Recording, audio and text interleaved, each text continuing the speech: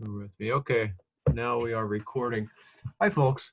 Um, Wanted to give you a little bit of overview of what's going on with violations of our state constitution. So you might have seen the recent video I posted from jbs.org talking about what's in your state constitution. I did a little bit of research, and so for those of you who are in Wyoming, South Dakota, and Montana, this will apply to you.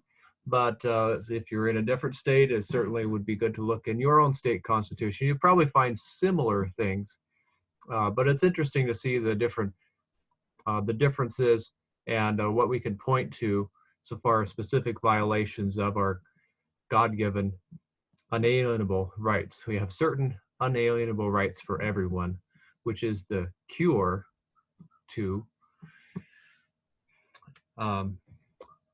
many diseases. It's a very difficult to find in history, I think, where a heavy-handed authoritarian dictatorship type government led to increase in public health. So let's take a look. I'll start off with Wyoming. For those of you in Wyoming, now Wyoming has what many would call a Bill of Rights in its own state constitution. This is an interesting one. It says, absolute, arbitrary power over the lives, liberty, and property of free men exists nowhere in a republic, not even in the largest majority. Well, that's quite a good principle to lay down. Fortunately, the governor has not issued a stay-at-home order, but have to talk with folks in Wyoming, I guess, a little bit more as to if there's any actual rules that have been laid down or if they're just recommendations. But the other states that have done this says certainly it would be absolute and arbitrary, giving this power to their public health department and making them little czars, little people with fiefdoms. So here's another little gem. You'll find this in many constitutions. Religious liberty for Wyoming.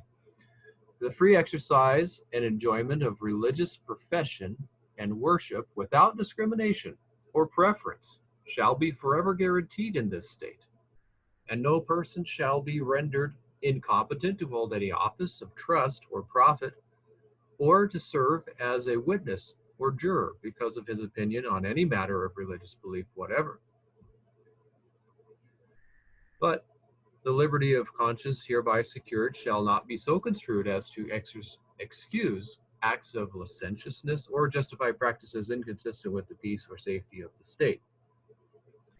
So there you go. There's a little bit of loophole in there that somebody, you can imagine, would try to use to justify some sort of thing like a stay-at-home order in the Wyoming Constitution. Fortunately, they haven't done that, but don't give them any ideas. Okay, right of petition and peaceable assembly in Wyoming. The right of petition and of the people peaceably to assemble to consult for the common good and to make known their own opinions shall never be denied or abridged. Well, that's a nice one. Why don't I tell you what? I'll show you my screen here, since you know, it isn't much fun looking at me here. There we go. I'll share that with you. Okay. And just to make sure we're good to go.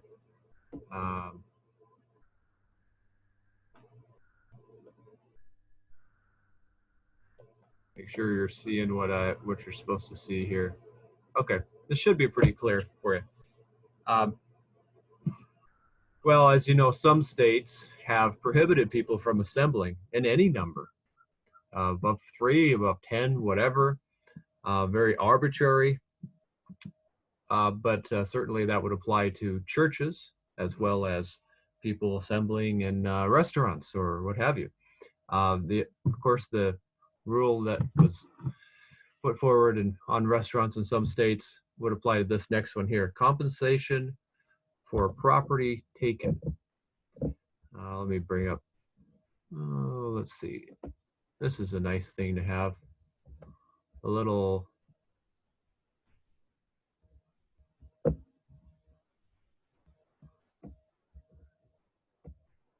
guess a little arrow there. That, yeah. Okay.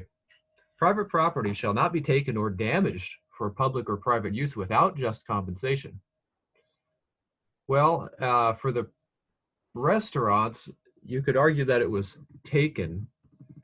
That essentially, effectively, it was, because the restaurants are not able to use a portion of their property, the dining room, to have customers sit there and eat at the tables. They have to go through the drive-through or a takeout. That's something that is certainly a damage to their business. Due process of law. No person shall be deprived of life, liberty, or property without due process of law. Well, has there been any due process? No. In these states, the governor or the state county health official, part of the Department of Health, has just arbitrarily said, without any trial, we're going to deprive you of the use of your property. We're going to force you to shut down your business, what have you, and we're going to decide if your business is essential or not. That's quite a power grab by the government, if they can decide whether your business is essential or not, or whether your activities are essential or not. In a republic, the people decide that themselves, the individuals. Well, I noted down some things that are powers of impeachment. We could probably go into that another time, but one little thing in Wyoming that I noted is who may be impeached? The governor. Now, the governor has an order to stay-at-home order in Wyoming, but you never know. This might be useful. Shall be liable to impeachment for high crimes and misdemeanors or malfeasance in office. So not just crimes, but you might say poor behavior. Certainly defying the Constitution of the state would be poor behavior. And of course, all officers not liable to impeachment shall be subject to removal for misconduct or malfeasance in office as provided by law. All right, now let's get over to Montana, the great state of Montana, where I am. You notice I'm at home, and we get to camp out for at least another 2 weeks through the 24th of April. So let's take a look at what they've got there. Freedom of religion. Well, all the churches are shut down in Montana pretty much, but it says the state shall make no law respecting an establishment of religion or prohibiting the free exercise thereof. Now, it's even worse than that. A law hasn't been created. A governor's executive order has been done. And it's prohibiting the free exercise of religion, of being able to meet. Also, the violation of freedom of assembly has been done by the governor and, of course, the health department. It says, the people shall have the right peaceably to assemble, petition for redress, or peaceably protest governmental action. Now, this is even the Montana Constitution that we have now they came up with it in 1972. It's often called the hippie Constitution. It's not like Wyoming and South Dakota have, which are from the 1880s. Different time period in history, certainly. There was some populist, some progressive, in a sense, things going on in 1889 back then, but for Montana's Constitution, 1972, we've got all this kind of cultural revolution type of stuff and greeny things. But still, they recognize the people shall have the right peaceably to assemble. That has been grossly violated, I would say, by the governor and the health department. And I would say it's time for the state legislature to get a majority of the state legislators to vote in the House and in the state Senate to call a special session to limit these powers, to reevaluate the power of the governor that he's exercised and these executive orders, and also the power that seems to be have been granted by law, although I think unconstitutionally, to the Department of Health in the event of an emergency to somehow supersede our basic rights under the U.S. and state constitutions. So that's what I would certainly recommend in Montana. Let's go down to South Dakota. You know that Governor Noem has been actually pretty good on this, standing not alone, but she's been pretty good at saying we're not going to shut down the state. We're not going to do a stay-at-home order. It's the responsibility of the individual to make sure that they take responsibility for their health. It's not the government's responsibility to be our parents, the nanny, so to speak. But there's some things in the, you might say, the Bill of Rights of the South Dakota Constitution that'd be worth pointing out.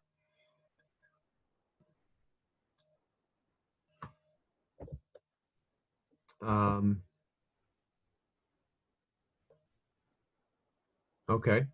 One of the things that's interesting, they have, it says the legislature may, let's see if it, okay. The legislature may by law empower a committee comprised of members of both houses of the legislature, acting during recess or between sessions, to suspend rules and regulations promulgated by any administrative department or agency from going into effect until July 1st after the legislature convenes. So there's some power there. The legislature or committee, special committee, can just suspend at least any powers, any, rules promulgated by, say, the Department of Health. Of course, it goes into impeachment. The House would impeach and the Senate would try. Let's scroll down here a little bit. All right, let's take a look at the Bill of Rights from South Dakota. The right of petition and peaceable assembly.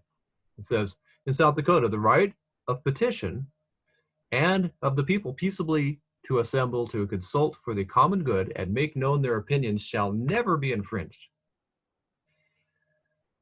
All right, well, that seems to be a guarantee or a command against the government doing that, right?